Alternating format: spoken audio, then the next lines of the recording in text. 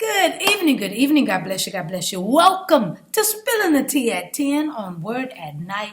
Listen, the first thing we need to do is just celebrate. We are alive. We made it. Hallelujah. Woo!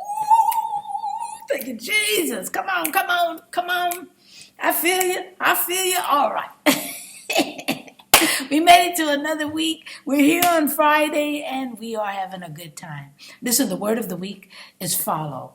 And as we do every Friday, we may take portions of a script from a play or a movie, lyrics from a song, a passage from a book. And that's what we're going to do tonight. We're going to take a passage from a book tonight that has the subject of what we've been talking about all week long, which is the word follow. And then my good friend Roy, thank you, Roy, do what you do, baby. He takes commentary and puts it in the comment field so that has scriptures. Sometimes it's a video, a song, but it's something that you can grab hold to. If somebody comes up to you during the week and they're like, what's the importance of following Jesus? And you're like, I need a scripture.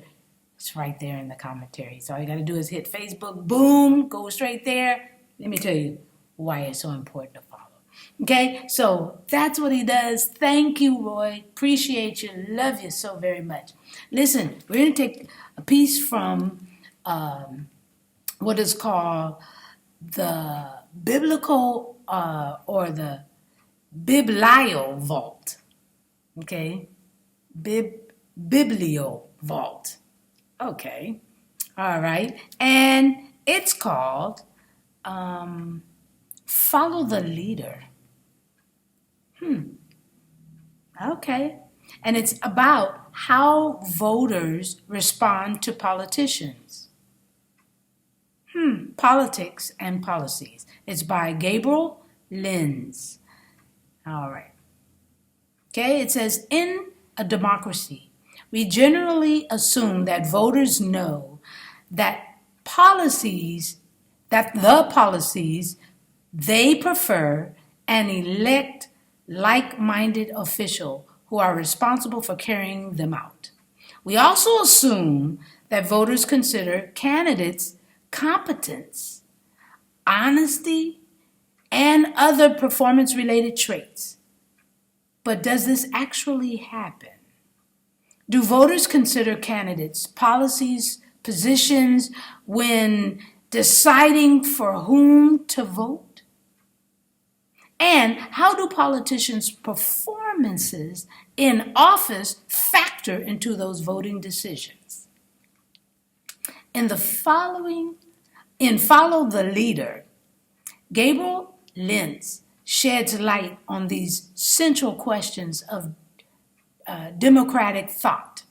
Lenz looked at citizens' views of candidates both before and after periods of political upheaval, including campaigns, wars, natural disasters, and episodes of economic boom and bust, noting important shifts in voters' knowledge and preferences as a result of these events. He finds that while citizens do assess politicians based on their performance, their policy positions actually matter much less.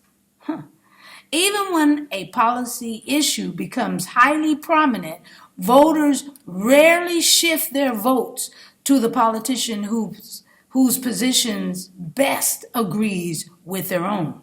In fact, Lynn shows the reverse often takes place. Citizens first pick a politician and then adopt that politician's policy views. They adapt their views. In other words, they follow the leader. That's good stuff. That's good stuff. And so, once again, Follow the Leader is a book that we actually took from, and we got to learn better than that. We need to take the example that Jesus has provided. He says, look at me and follow me. Do what I do. Say what I say. Believe in me because I'm telling you the truth. Not adapt to a policy and then that's who you vote for. You vote for them because of what they look like. And then you go for what they think. No. Opposite. We want to know what they think. And then we'll vote. If their thinking is right. Does it agree with mine? Because that's where the votes should be coming from. If we're in agreement so that we can get things done. All right, y'all. So I'm just spilling the tea at 10 on Word at Night while, you guessed it, sipping on my tea. Let's pray. Gracious Father, we thank you for this book. Dear Heavenly Father, we thank you, dear Heavenly Father, that there are different views of the words that we choose for the week. And we just want to make sure that we're going down the right path. Okay, and that we're choosing because we know you. And what would Jesus do is a good question to ask when it's a choice about a politician. Yeah, what would Jesus do because they think about this or they stand behind that? Because would Jesus stand behind that and vote for that person?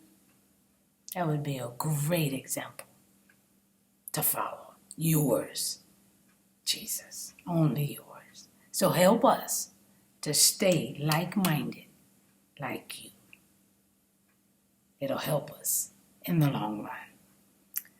This we pray and praise in Jesus' magnificent, wonderful name. Amen. And thank you, Jesus. All right, y'all. I'll see you tomorrow. No, I won't. I might see you at the Word Sharers Clinic. It's free. It's a Zoom call. Come to the page and you'll be able to see how to type in the ID number so that you could come on that call. You don't have to be a pastor. You don't have to be a preacher. You don't have to be a teacher. You just want to know more about the Word? Come on out. Love to see you. Okay, it starts at 9 o'clock in the morning, Pacific Standard Time, to 11 o'clock. 2 hours of good information. So come on, join us. If not, come on and join us Sunday. Come on down. Let us see ya. Okay? We open the doors at 9 o'clock. Trust me when I tell you we're out by 10. So you have the rest of the day to enjoy. All right. Otherwise, I'll see you right here on Monday. Spilling the tea at 10. God bless you. Have a good one.